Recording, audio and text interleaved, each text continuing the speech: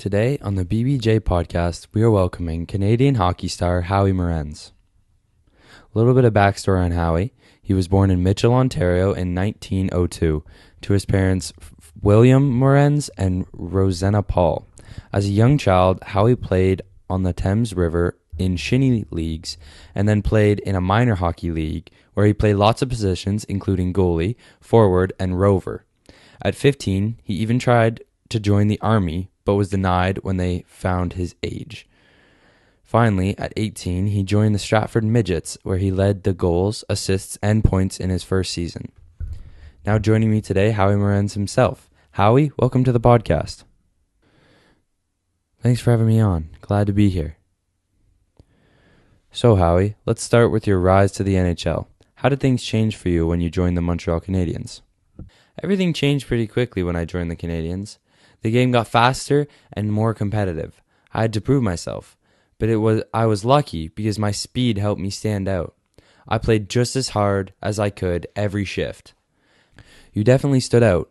During the 1920s and 30s, you became one of the biggest names in hockey. What were some of your biggest accomplishments during that time? Those years were special. We won 3 Stanley Cups, and I was able to win the Hart Trophy a few times. But for me, it wasn't just about awards. It was about helping my team win and playing a way that the fans enjoyed. And fans really did love watching you. You were known for your speed and exciting style of play. How would you describe the way you played? I liked to play fast and take chances. Hockey back then was rough, but I tried to make it exciting too. I wanted people to come to games and feel something, whether it was excitement or pride. The excitement really mattered, especially during the time you were playing. Canada was going through the Great Depression, and people were dealing with a lot. Do you think hockey played a role in helping people during this time? I think I did. Life was tough for a lot of people, and hockey gave them something to look forward to, even if it was just for a few hours. They could forget about their problems and just enjoy the game. Yeah, this made you important because you helped turn hockey into a key part of Canadian identity during a really difficult time. Your impact was felt by Canadian fans across Canada and by young players who looked up to you. But while your career had lots of success, it also came with serious challenges. What were some of the hardest parts of playing in your era?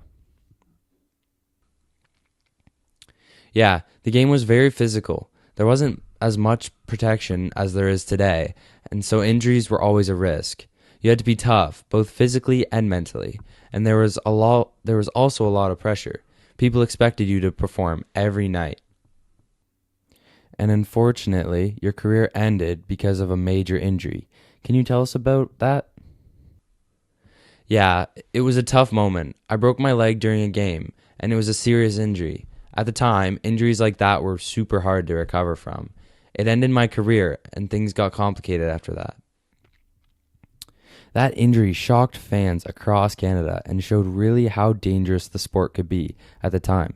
Despite that, your impact on hockey is still huge. Why do you think your career mattered so much to the game? I think I helped show what hockey could be. It wasn't just a rough game. It could be fast, skilled, and exciting. If I helped inspire other players and bring more fans to the sport, then I'm proud of that. And you definitely did. You helped shape hockey into a huge part of Canadian culture. Today, you're remembered as one of the first true superstars of the sport. How does it feel knowing your legacy has lasted this long? It's an honor, being remembered, being in the Hall of Fame, and having my number retired. It means a lot. But I think what matters most is that people still love the game. Well said. Your story shows how one player can have a lasting impact, not just on a sport, but on a country. From your early days playing on frozen rivers to becoming a hockey legend, your journey is something a lot of people still look up to today. Well, that's all for today, folks. Thanks for tuning in, and we'll see you next time.